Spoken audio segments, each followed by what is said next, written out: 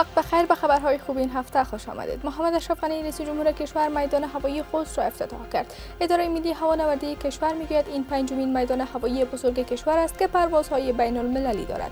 با گفته این اداره این میدان هوایی در 5 مرحله با هزینه 881 میلیون افغانی ساخته شد و بودجه آن از سوی دولت تامین شده است.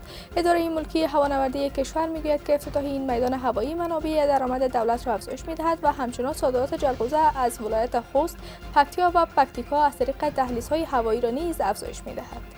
سیستم مدافع هوایی تازه نصب شده در کابل فعال شده است. جنرال اجمل عمر شینواری سخنگوی سکتور امنیتی و دفاعی این سیستم را صلاح پیشرفته و مهم توصیف کرده و گفته است که این سیستم توسط شرکای خارجی در اختیار دولت افغانستان قرار گرفته است. این یک سیستم مفید اثبات شده و برای خنثی‌سازی راکت ها است و بنابراین بر احضارهای رزمی تاثیر مثبتی دارد. سیستم دفاعی هوایی در میدان هوایی بین‌المللی حامد کرزی در حال فعال می شود که ترکیه نیز اعلام کرده است که مسئولیت امنیت این میدان هوایی را بر عهده خواهد گرفت. کار ساخت بند پاژدان در رسولی کرخ هرات با وجود ناامنی در جریان است و حدود 85% آن به اتمام رسیده است. طبق گفته اداره ملی تنظیم آب، کار ساخت این بند 117 میلیون دلار آمریکایی هزینه برداشته است که این بند ظرفیت ذخیره 54 میلیون متر مکعب آب و تولید 2 میگاوات برق را خواهد داشت. بر اساس گزارش‌ها کار ساخت بند پاژدان نزدیک به 1 دهه پیش آغاز شده بود.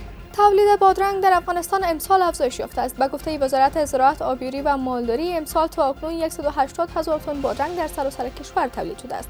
به گفته این وزارت در سال گذشته افغانستان به ارزش بیش از 6.5 میلیون دلار نزدیک به 51 تن بادرنگ به پاکستان، تاجیکستان و امارات متحده عربی صادر کرده و صادرات امسال هنوز مشخص نیست. به گفته وزارت زراعت این روزها 1 کیلو بادرنگ در بازارهای داخلی 19 تا 36 افغانی به فروش می‌رسد.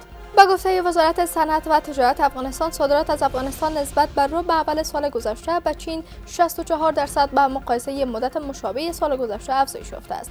فواد احمدی سخنگوی این وزارت گفته است که افغانستان میوه‌های خشک، سنگ‌های قیمتی و نیمه قیمتی، جلغوزه، گیاهان طبی، صنایع دستی و سایر محصولات را به چین صادر می‌کند. و افزوده است که دولت افغانستان به ویژه وزارت صنعت و تجارت در صدد افزایش صادرات کشور است. چین تنها کشور نیست که صادرات افغانستان با آن افزایش یافته است، بلکه به گفته وزارت صنعت صادرات از افغانستان به اردن نیز 70% نسبت به سال گذشته افزایش یافته است. کار ساخت و پاکاری سکاریز به ارزش بیش از 9 میلیون افغانی در ولسوالی جغتو آغاز شد. به گفته مقامات محلی از میان این کاریزها 2100 متر آن در منطقه خواجه آب، 1042 متر آن در جوشی و 592 متر آن در مناطق بهبودی در مدت 1 سال پاکاری و آماده می شود و در آینده نزدیک 500 جریب زمین زراعتی و اطراف آن را تحت آبیاری منظم قرار خواهد داد.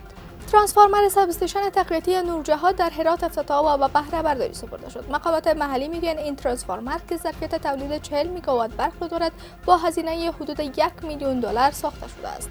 با گفته مسئولان با واردات انرژی از بند سلما در مدار ظرفیت سب استیشن نورجهاد از 60 به 100 میگاوات افزایش می‌یابد. آمادگی ها برای آغاز کار عملی بند دوم سروبی آغاز شد. با گفته شرکت انکشاف ملی به هدایت رئیس جمهور محمد اشرف غنی به هدف استفاده از منابع آب، کاهش واردات و حل مشکلات برق، کار عملی بند دوم در ولسوالی سروبی ولایت کابل آغاز شد.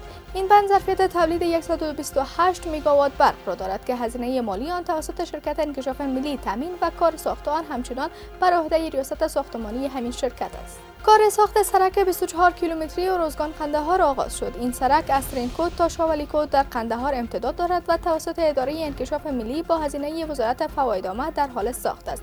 با گفته شرکت انکشاف ملی علاوه بر ساخت و اسفالت در امتداد این سرک، در جاهای مختلف پل‌ها، پلچک‌ها و جوی‌های آب نیز به گونه اساسی احداث می‌شود. این سرک یکی از پروژه‌های مهم و حیاتی محسوب می‌شود که مشکلات ترافیکی رفت آمد کنندگان این سرک را برطرف می‌کند. ممنون از توجهتان به خبرهای خوب این هفته. تا بعد، خدا نگهدار.